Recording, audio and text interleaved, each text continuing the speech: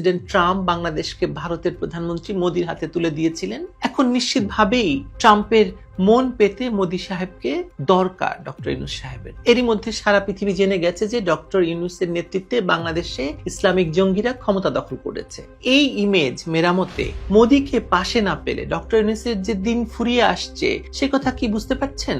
আর এরকম আকুতি মিনতি করে বৈঠক চেয়ে ডক্টর ইউনূসই বা বাংলাদেশের মান সম্মান কোথায় মিলিয়ে দিচ্ছেন?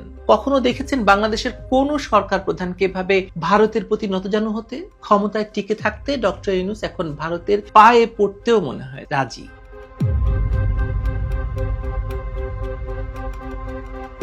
সদ্যই চীন থেকে টাকার বোঝা নিয়ে এসে মোংলা এবং তিস্তা প্রকল্প চীনের হাতে তুলে দিয়ে এসে যখন ডক্টর মোহাম্মদ ইউনূস ভারতের পায়ে ধরছেন যাতে দেশটির প্রধানমন্ত্রী নরেন্দ্র মোদী তাকে একটি বার অন্তত সাক্ষাৎ দেন। প্রথমে চিঠি পাঠিয়ে ভারতের কাছ থেকে উত্তর না পেয়ে এখন শোনা যাচ্ছে আসিয়ানভুক্ত দেশ বিশেষ করে থাইল্যান্ডকে দিয়ে নরেন্দ্র মোদীর দর্শন পাওয়ার ব্যবস্থা করেছেন তিনি কোনো মতে আর কি। তাও নাকি নিশ্চিত নয় এটি কেমন ধরনের বৈঠক। অনেকে বলছেন সোফা বৈঠক, কিন্তু এটাও নিশ্চিতভাবে বলা যায় যে এটি কোনো দ্বিপাক্ষিক বৈঠক নয়।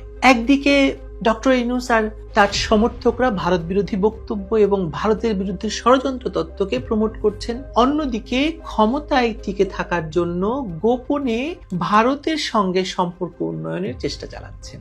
আসলে বলুন তো ডক্টর ইউনূসের প্রকৃত এজেন্ডাটা কি? আপনি বুঝতে পারছেন?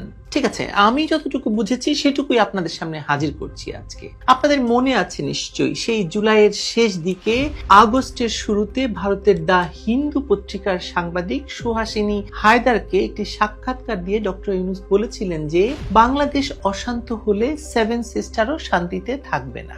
স্পষ্টত একটি হুমকি দিয়ে রেখেছিলেন ডক্টর ইউনূস ভারতকে যে তাকে অশান্তি দিলে ভারতকেও তিনি শান্তিতে থাকতে দেবেন না। দেনও নাই। ভারতের সঙ্গে চলমান অনেকগুলো চুক্তি স্থগিত করেছেন, অনেক প্রকল্প থমকে আছে শুধুমাত্র যেহেতু বিদ্যুৎ নিয়ে যে কোনো সময় বাঙালি রাস্তায় নামতে পারে বিদ্যুৎ না পেলে, সে কারণে আদানির সঙ্গে চুক্তিটিকে উনি চলমান রেখেছেন। আচ্ছা, মৈত্রী এক্সপ্রেস কি চলছে জানেন কিছু? ডক্টর ইউনূস যেমন তেমন, রাজা যেমন তেমন, পারিষদ বলেন তার চেয়ে শতগুণ বেশি। ডক্টর ইউনূসের মেটিকুলাস ডিজাইনের মাস্টার মাইন্ড উপদেষ্টা মাহফুজ আলম তো ভারতের মানচিত্র থেকে অংশ কেটে এনে বাংলাদেশের সীমানা বাড়ানোর ঘোষণা দিয়ে ফেসবুকে পোস্ট দিয়েছিলেন, আপনাদের মনে আছে না? তারপর কত যুদ্ধের দামামা বাজলো, 1 ঘন্টায় কলকাতা শহরের দখলের ঘোষণা এলো, ভারতীয়দের পক্ষ থেকে আবল তাবল কত কথা বলা হলো বাংলাদেশকে নিয়ে, বাংলাদেশিদেরকে নিয়ে। সব বাদ দিন, এই সেদিনও চীন সফরে গিয়ে তিস্তা প্রকল্প এবং মোংলা বন্দর চীনের হাতে তুলে দেওয়ার ঘোষণা দিয়েছেন ডক্টর ইউনূস। দুটোই ভারতের নিরাপত্তার জন্য গুরুত্বপূর্ণ, বিশেষ করে চীনের ক্ষেত্রে। ভারতীয় মিডিয়ায় প্রকাশিত ভিডিও ও বাংলাদেশের সংবাদ মাধ্যমের রিপোর্টে দেখা গেছে যে ইউনূসের বক্তব্যে ভারতের অখণ্ডতা নিয়ে ইঙ্গিতপূর্ণ মন্তব্য রয়েছে। এটি ভারত বাংলাদেশ সম্পর্কে অস্থিরতা সৃষ্টির একটি সুপরিকল্পিত প্রচেষ্টা বলে মনে হয়। এভাবে ভারতের দিকে শত্রুতার বল্লম ছুড়ে এখন ডক্টর ইউনূসের উচ্চ প্রতিনিধি বা হাই রিপ্রেজেন্টেটিভ দাবি করছেন যে তিনি সেভেন সিস্টার্স নিয়ে কিছুই বলেননি এবং মোদির সঙ্গে নাকি একটি বৈঠক হলেও হতে পারে। কিন্তু প্রশ্ন হলো, ভারতের বিরুদ্ধে জিহাদ ঘোষণা করে আজ কেন ভারতের দরবারে হাত পাচ্ছেন বৈঠকের জন্য? জানেন কিছু?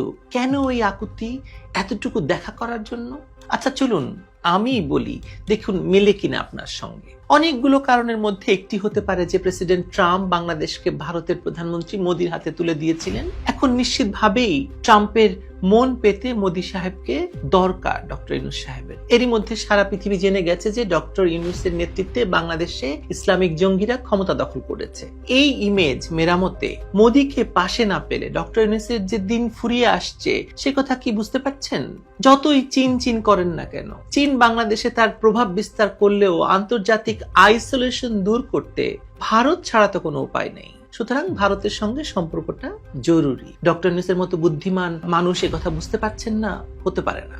আরো একটি গুরুত্বপূর্ণ ইস্যু হচ্ছে আওয়ামী লীগ। আওয়ামী লীগের মতো একটি বড় দলকে ডক্টর ইউনূস ভারতে নির্বাসন দিয়েছেন। দেশে গণতন্ত্র ফিরিয়ে আনতে হলে এই দলটির সহযোগিতা নিঃসন্দেহে দরকার। এক্ষেত্রেও ডক্টর ইউনূসের ভারতের সহযোগিতা দরকার। অর্থাৎ বাংলাদেশের রাজনীতিতে আওয়ামী লীগের আধিপত্য মোকাবেলায় ভারতীয় মদত প্রয়োজন, যা ইউনূস বুঝতে পেরেছেন। কিন্তু দেখুন, এত চিঠি, ফোন, ঈদে চাঁদের শুভেচ্ছা বিনিময়, কিন্তু বৈঠকের ব্যাপারে ভারত একদম স্পিকটি নট, মানে নিশ্চুপ। কোনো কূটনৈতিক শিষ্টাচারের ধারও ধারছে না ভারত, কারণ ভারত নিশ্চিতভাবেই এই সরকারকে আসলে প্রকৃত এবং বৈধ সরকার মনে করছে কিনা তার নীরবতা দিয়েই তাকে কৌশলগতভাবে প্রত্যাখ্যান করে সেটি বুঝিয়ে দিচ্ছে। তার এই কৌশলগত প্রত্যাখ্যান বুঝিয়ে দেয় যে দিল্লি তার রাজনৈতিক এজেন্ডাকে বিশ্বাসযোগ্য মনে করছে না, অর্থাৎ ডক্টর ইউনূসকে বিশ্বাস করছে না। ভারত বারবার বলছে তাদের জন্য বাংলাদেশের স্থিতিশীলতা এবং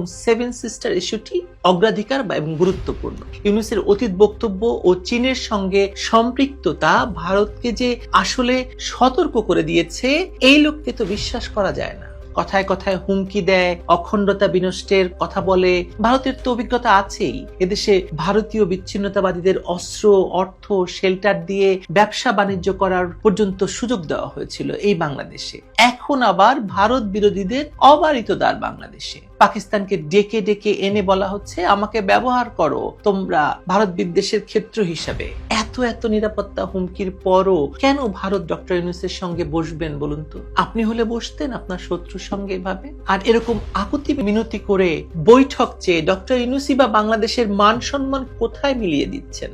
কখনো দেখেছেন বাংলাদেশের কোন সরকার প্রধানকে এভাবে ভারতের প্রতি নতজানু হতে? ক্ষমতায় টিকে থাকতে ডক্টর ইউনূস এখন ভারতের পায়ে পড়তেও মনে হয় রাজি। ভারত পাটা কেবল বাড়াচ্ছে না। আহা, খুব দুঃখজনক, অতি দুঃখজনক, তাই না? ভালো থাকবেন।